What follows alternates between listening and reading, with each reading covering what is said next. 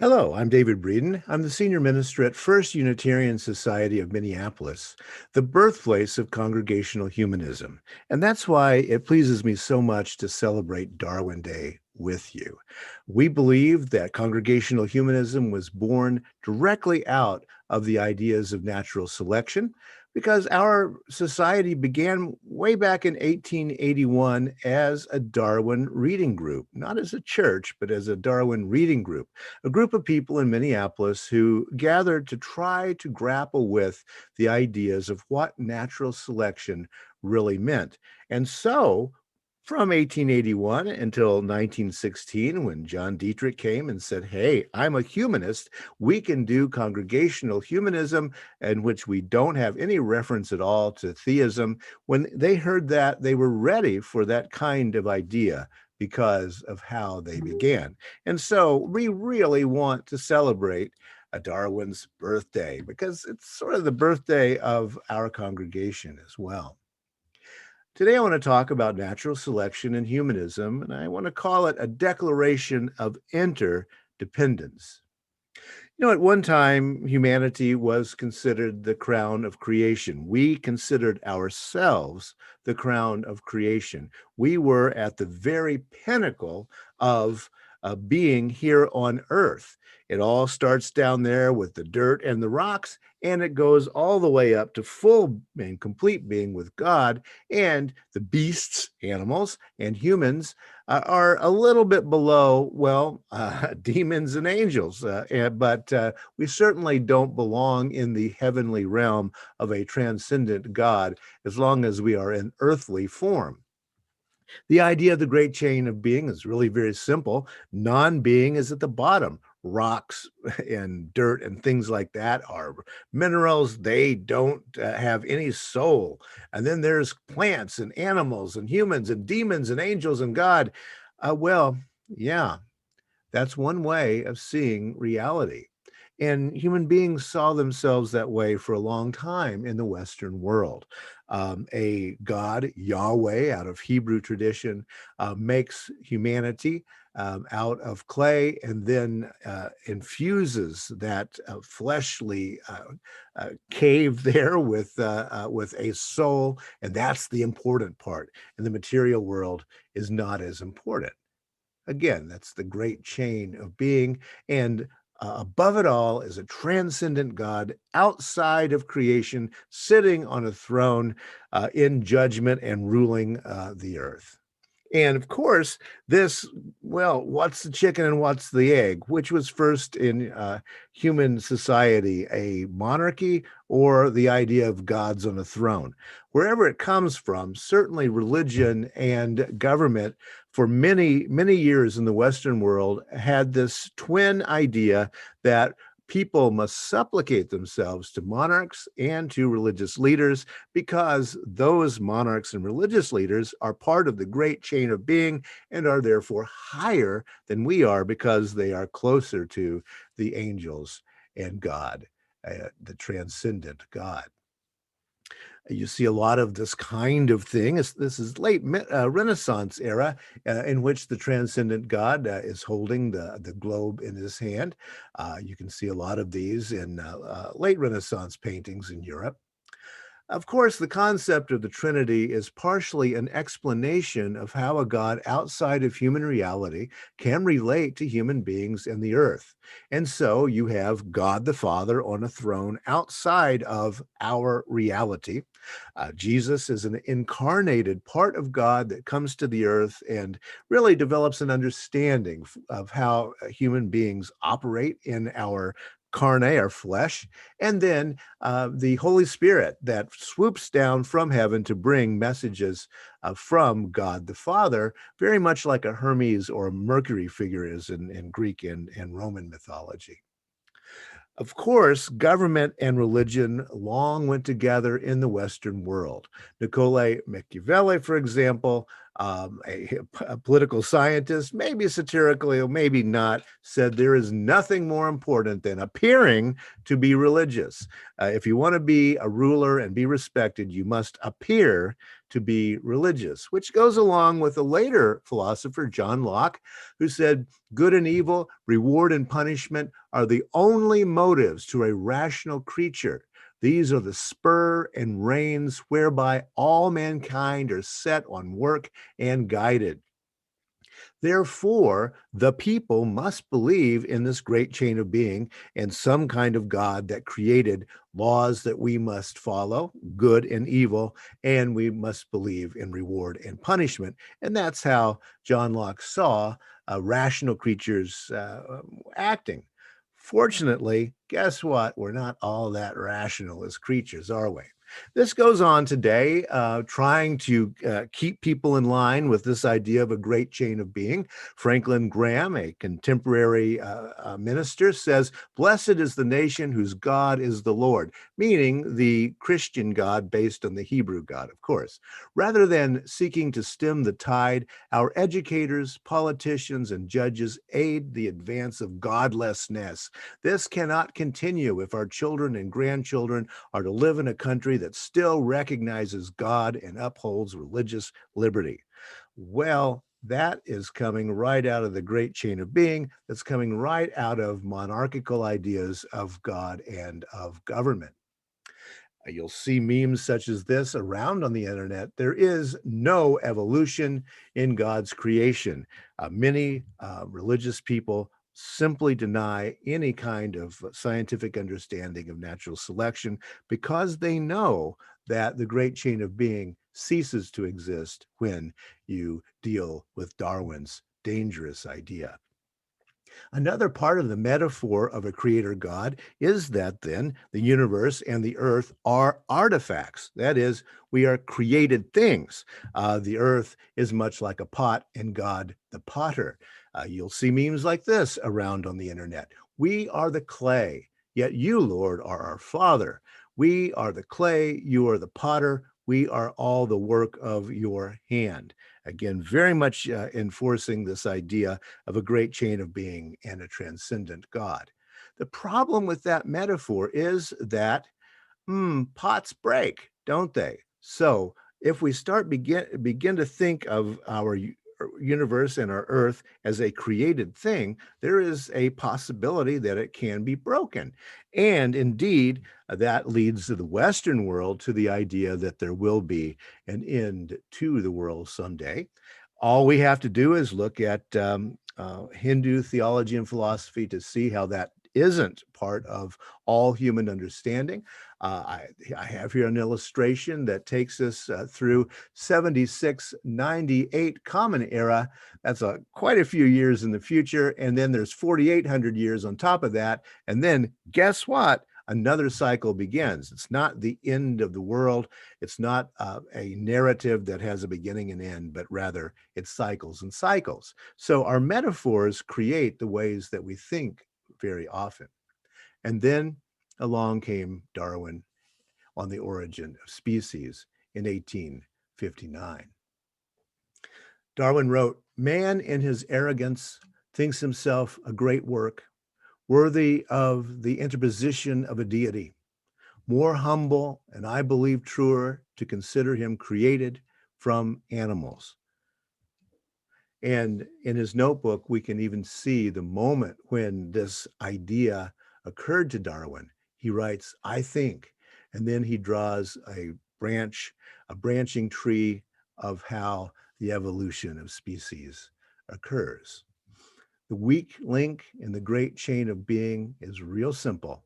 There's no great chain of being. That was all an illusion of the human mind. Instead, we Homo sapiens are way over here toward the zero in our development, and way over 5 million years ago are creatures that are living very good lives here on the planet, adapting as they go. And indeed, it's not a straight up kind of progression. We evolved with other primates, ultimately from even smaller animals, and we continue to evolve to some extent. And of course, there have been lots and lots of different creatures that have been part of the human chain as the years go back and back and back. And so far from being the center of the earth itself, the crown of creation, we are decentered. And that's one of the things that a new philosophy in the Western world called object-oriented ontology has been dealing with. Human beings are not at the center of this wheel of living things that goes from rocks to trees to animals.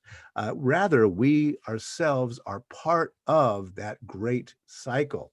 We are on the wheel. The wheel does not turn and turn around us.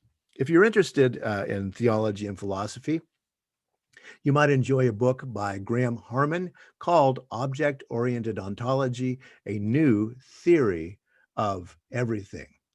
Object-oriented ontology goes from the idea of the centralized human being at the center of the creation, and then, of course, the God outside of creation, and begins to look there in the middle. That's the Darwinian way to begin seeing how living things are connected.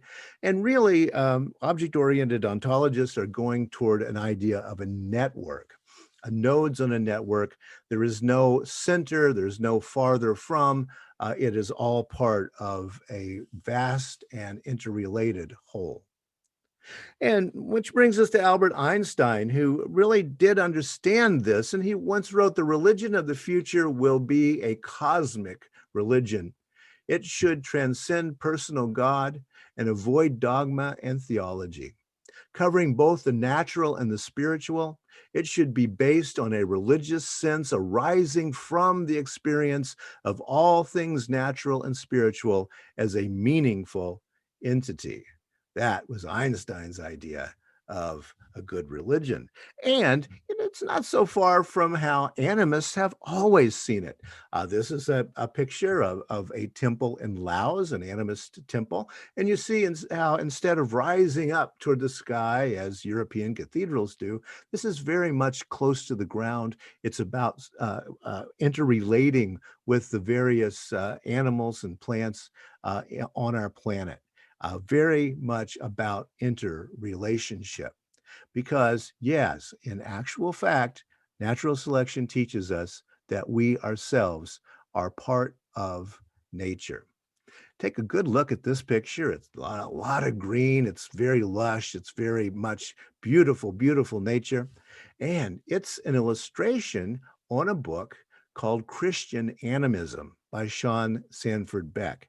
One of the things that many Christians are coming to nowadays is circling back to the idea of animism, or what we call religious naturalism.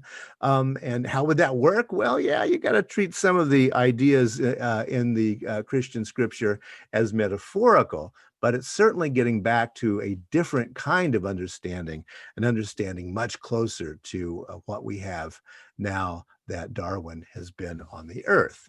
Another book, Deleuze and the Naming of God, Post-Secularism and the Future of Imminence.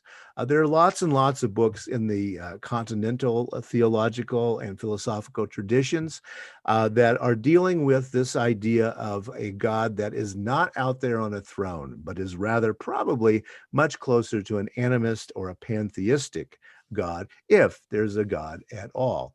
But what this is doing is reversing that idea of a great chain of being and getting to the idea that we're all networked together, which is, of course, the great insight of Darwin's dangerous idea. And it gets us closer to understanding our actual place on the planet and in the universe. This was never published in Darwin's lifetime, but in his notebook of 1837, a year after he got off the Beagle, he wrote this: "If we choose to let conjecture run wild, then animals, our fellow brethren in pain, diseases, death, suffering, and famine, our slaves in the most laborious works, our companions in our amusements, they may partake our origin in one common ancestor. We may be all netted together." The word network as we now use it didn't exist in Darwin's time, but he was seeing that network. He was seeing that interrelated web of all existence. And he saw it in the animals, and he saw it in all living things, and he certainly saw it among all human beings. One person that's important in the story of First Unitarian Society and in the understanding of natural selection is Thomas Henry Huxley, who was one of the great 19th century biologists. Just a few days after the publication of The Origin of Species, he writes to Darwin, he says, "As for your doctrines, I am prepared to go to the stake if requisite. I trust you will not allow yourself to be in any way disgusted or annoyed by the considerable abuse and misrepresentation which, unless I greatly mistake, is in store for you. And as to the curs who will bark and yelp, you must recollect that some of your friends, at any rate, are endowed with an amount of combativeness which, though you have often and justly rebuked it, may stand you in good stead. I am sharpening up my claws and beak in readiness." He ends the letter. And of course, that's a reference to Darwin's work in The Origin of Species. So Huxley's prepared to go to the stake incisively summarizes Origin of Species. It is the stuff that heresy is made of. And Huxley was incisively reading the room when he prophesied what he called the considerable abuse and misrepresentation, which, unless I greatly mistake, is in store for you. And indeed, it was in store. Darwin is often portrayed in contemporary pamphlets and newspapers as a monkey, a chimpanzee with his head. Only 7 months after the publication of Origin of Species, there was the Great Evolution debate at Oxford University with Bishop Samuel Wilberforce.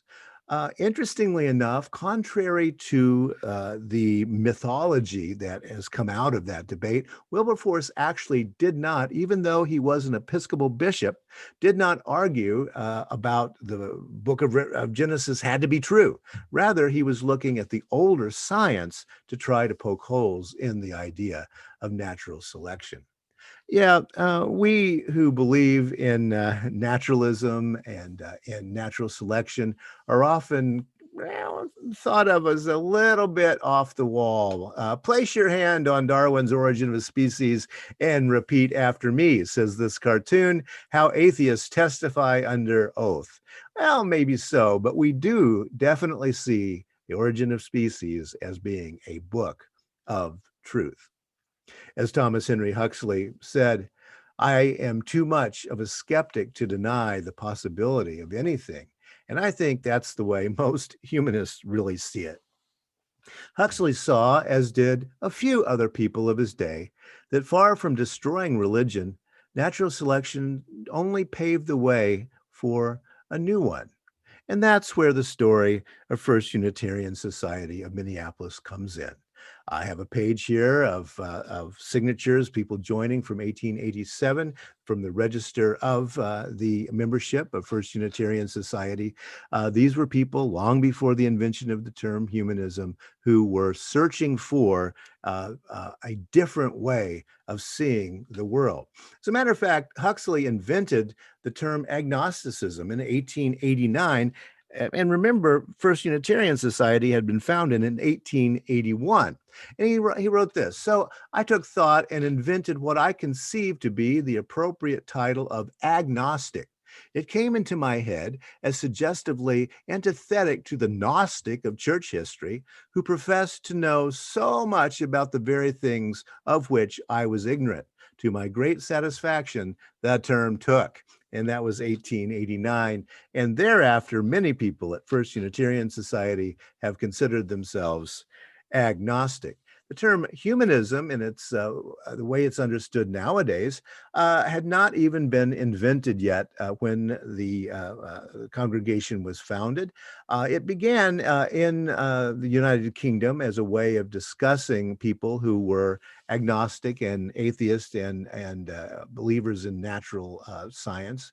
But it really took off after John Dietrich, a Unitarian minister, came to First Unitarian Society in Minneapolis and began to talk about it. And you'll see a spike in the use.